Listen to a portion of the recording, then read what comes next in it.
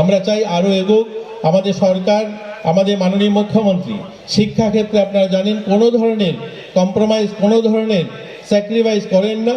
ইতিমধ্যে আপনারা শুনলে খুশি হবেন যে আশ্রম স্কুলটা দীর্ঘ বছর ধরে আমাকে বলছিলেন স্কুল ম্যানেজমেন্ট কমিটি কিছুদিন আগে যে স্যার একটু স্কুলটা ভিজিট করে যাবেন। আমি গিয়েছি স্কুলে, দেখছি ভেঙে পড়ছে মানুষের মাথায়, ছাত্রছাত্রী শিক্ষকের মাথায় ভেঙে দেওয়ালে টুকরো পড়ছে। আমি মাননীয় মুখ্যমন্ত্রীকে বলেছি যে স্কুলটা খুব শীঘ্রই একটা নতুন বিল্ডিং করতে হবে। তিনি 2 মাসের মধ্যে 8.5 কোটি টাকা স্যাংশন দিয়েছেন ওই স্কুল বিল্ডিংয়ের জন্য। ইতিমধ্যে আপনারা জানেন সেখানে টেন্ডার হয়েছে, কন্ট্রাক্টর নিয়োগ করা হয়েছে, কাজ শুরু হবে। আমরা আশাবাদী হয়তো বছর, 1.5 বছর, 2 বছরের মাথায় আমরা নতুন আশ্রম স্কুলকে দেখতে পাবো। আমরা ইতিমধ্যেই আজকেই আমি আমাদের যিনি জেলা শিক্ষা আধিকারিক রয়েছেন ওনার সঙ্গে কথা হয়েছে।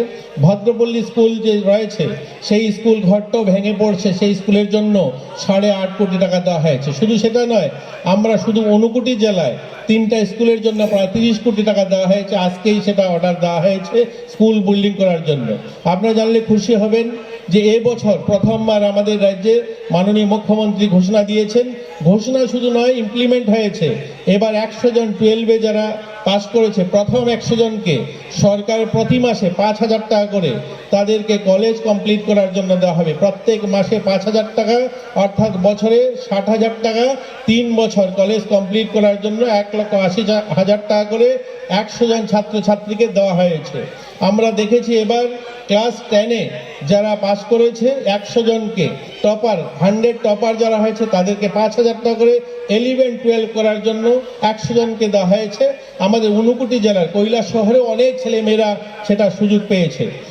খেলার ক্ষেত্রে, খেলাধুলায় আমরা কোনো ধরনের কম্প্রোমাইজ, আমরা জানেন যে ইতিমধ্যে আমরা কৈলাসহর মহকুমায় অনেকগুলো মাঠকে উন্নতিকরণ করছি। কৈলাসহর মাঠকে আমরা একটা সিনথেটিক অ্যাথলেটিক ট্র্যাক সহ, সেখানে ফুটবল অ্যাথলেটিক ট্র্যাক এবং ফুটবল মাঠ সহ সেটার উন্নয়ন করছি।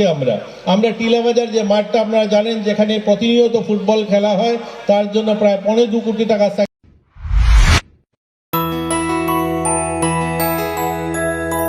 স্বাদে ভরা ঘিয়ের সুবাস লংতরায়, কি ভালো খেতে।